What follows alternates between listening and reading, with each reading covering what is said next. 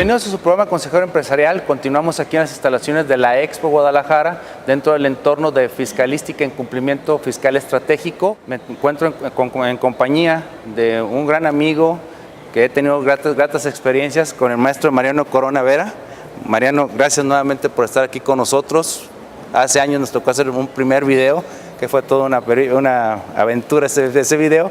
Pero bien, ahora lo tenemos aquí preparado para representar al panel del Ilustre Nacional Colegio de Abogados para hacer el cerrón con broche de oro de esta edición de Fiscalística. Bien, Mariano, para abreviar el tiempo, vamos a hablar de esta tesis que acaba de salir este pasado 5 de julio, que me explicabas respecto al 69 y su plazo respecto a la emisión de la resolución en la etapa provisional o preliminar. Sí. Mira, primero que nada, Adrián, muchas gracias por la invitación. Es un honor volver a estar aquí contigo. Fíjate, este viernes pasado, como bien lo comentas, salieron dos jurisprudencias que habían estado muy esperadas, honestamente, porque abordaban dos temas que eran esenciales para el procedimiento del 69B. Una en el sentido de si había o no un plazo para que la autoridad emita una resolución con relación al supuesto emisor de comprobantes fiscales. Y la segunda era, ¿qué pasa si no emitía esa resolución en el plazo correspondiente? Cuando leí las dos jurisprudencias, pues en teoría lo primero que dije, bueno, en apariencia son favorables a los contribuyentes porque la segunda sala dice, no es el plazo de 5 días, pero sí tiene un plazo, que es el de los 30 días que se establecen en la regla 1.4 y 1.7 de las misceláneas 2006-2017. Y la segunda jurisprudencia te dice que si la autoridad no emite la resolución dentro de esos 30 días, queda sin efectos el procedimiento. Puntualmente estás diciendo el procedimiento, o mejor dicho, la presunción inicial o preliminar, como la llama la segunda sala. Pero cuando te pones ya a detener más detenidamente las jurisprudencias y sobre todo te vas a la ejecutoria, te das cuenta que esto se perfila para hacer, pues más bien, pues como una derrota hacia el contribuyente. ¿Por qué?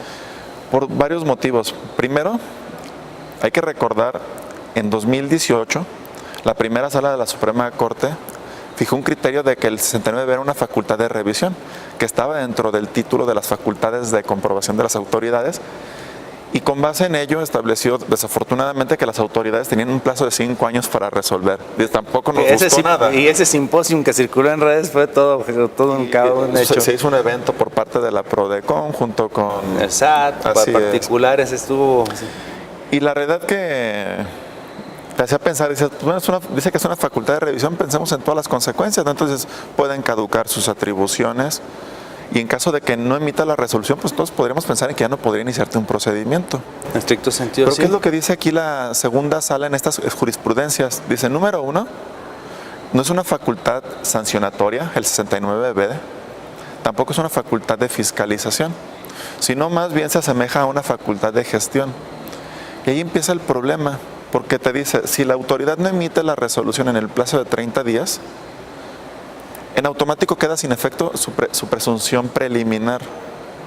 Y dices, oye, esa consecuencia no está en la ley. Pero dime de dónde sacas que queda sin efecto.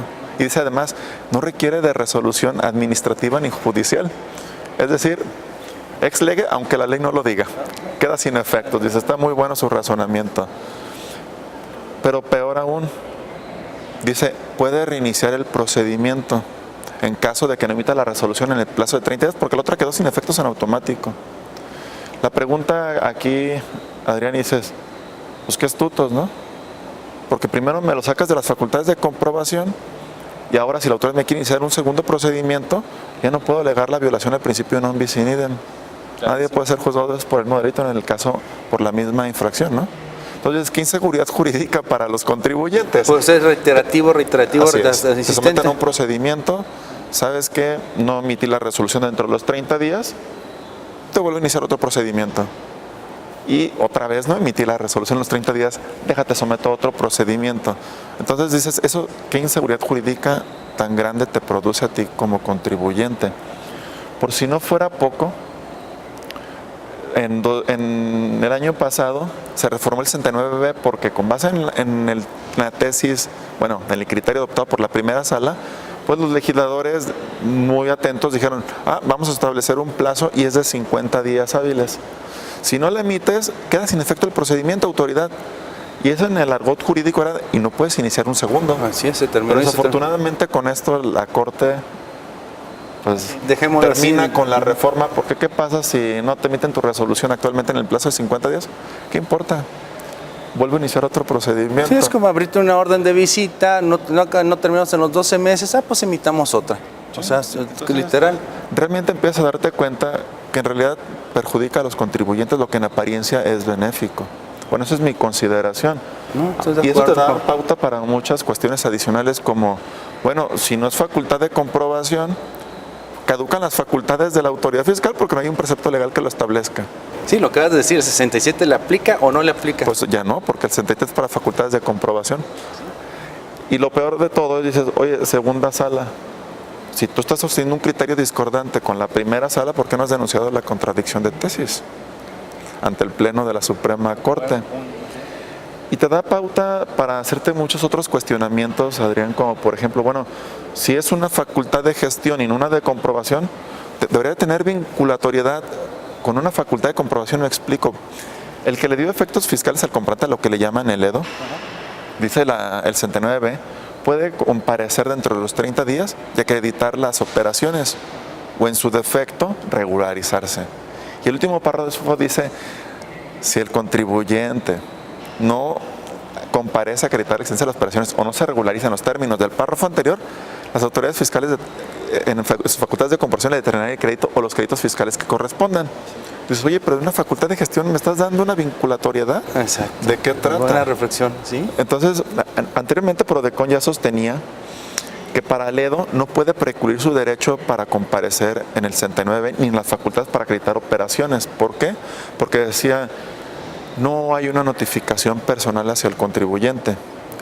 Es decir, te dice que sus 30 días para comparecer ante la autoridad de acreditar las operaciones se computan a partir de la publicación en el Diario Oficial de la Federación o de la página del SAT del listado definitivo del EFO.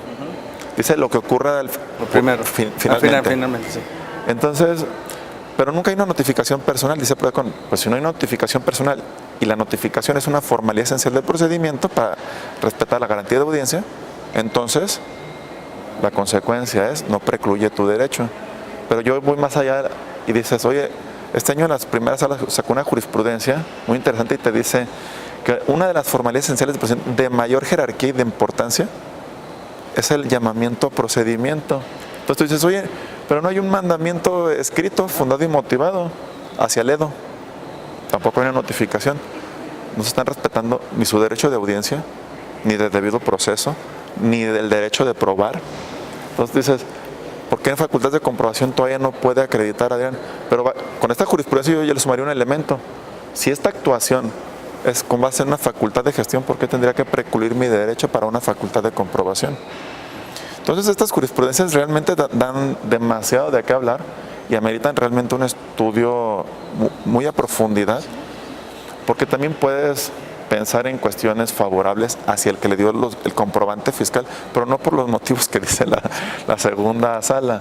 Y adicionalmente hoy en día acaba de preguntar si supuestamente y bajo la premisa de la Corte la presunción preliminar queda sin efectos en automático. Ya no puedo decir ex lege porque la ley no lo dice, pero en automático porque tampoco hay una resolución de autoridad ni jurisdiccional.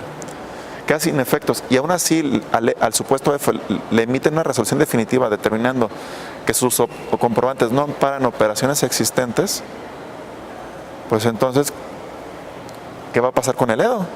Porque anteriormente hay una tesis que dice un colegiado que él no tiene interés jurídico para impugnar esa resolución. Digo, por supuesto que sí, Pues va a ser afectado. porque es fruto de un acto vicioso de origen. No debería de existir esa resolución y a pesar de ello tiene una vida jurídica.